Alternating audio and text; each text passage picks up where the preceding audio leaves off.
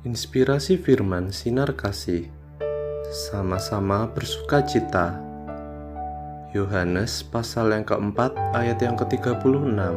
Sekarang juga penuai telah menerima upahnya, dan ia mengumpulkan buah untuk hidup yang kekal, sehingga penabur dan penuai sama-sama bersukacita. Orang Yahudi memelihara sebuah hari raya yang disebut Sukkot. Perayaan ini menandakan berakhirnya musim panen. Sebagai salah satu hari raya peziarahan, maka orang-orang Yahudi datang dari berbagai tempat menuju ke Yerusalem untuk bersyukur atas hasil panen yang mereka terima.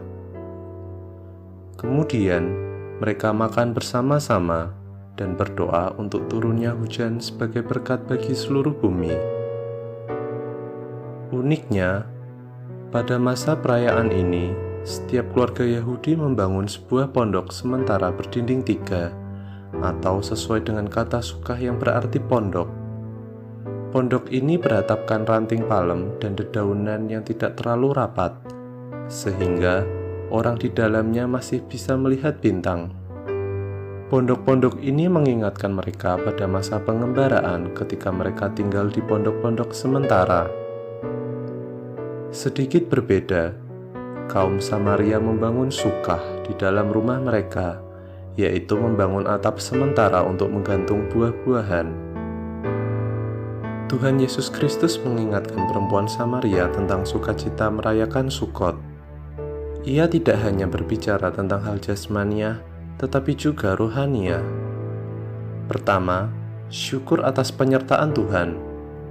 Tuhan telah menyertai pengembaraan kehidupan dengan hujan berkat, sehingga masih bisa menikmati tuaian atau makanan. Kedua, buah hidup yang kekal. Tuhan mengajarkan wanita Samaria hal terpenting, bukan buah-buahan yang tergantung kemudian habis seiring selesainya perayaan Sukkot, namun keselamatan kekal. Ketiga, sukacita bersama. Penabur dan penuai tidak merasa iri dengan tugas yang berbeda satu sama lain. Namun, sukacita dirasakan bersama-sama ketika ada satu jiwa diselamatkan bagi Tuhan. Marilah kita berdoa.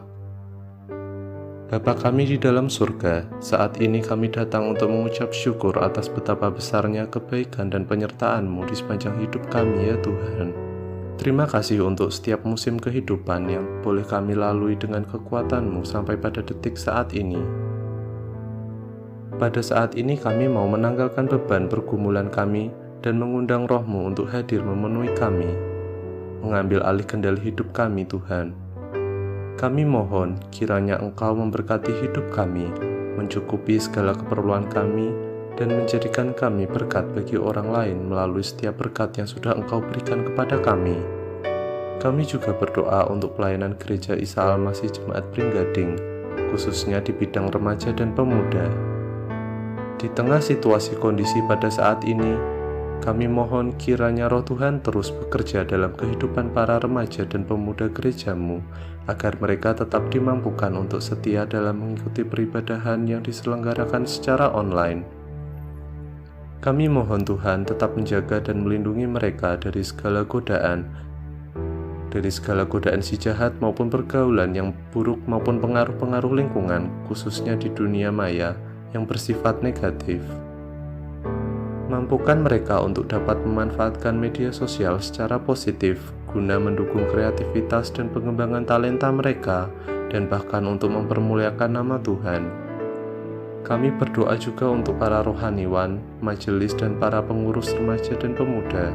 Kiranya Tuhan menyertai dan memberkati mereka agar dapat melakukan tugas mereka dengan baik sesuai bidang tugas masing-masing. Biarlah mereka dapat melaksanakan setiap tugas dan tanggung jawab pelayanan mereka dengan penuh kesungguhan di hadapan-Mu. Ya Tuhan, kami juga berdoa untuk kampus Sekolah Tinggi Teologi dan Entrepreneurship Pringgading.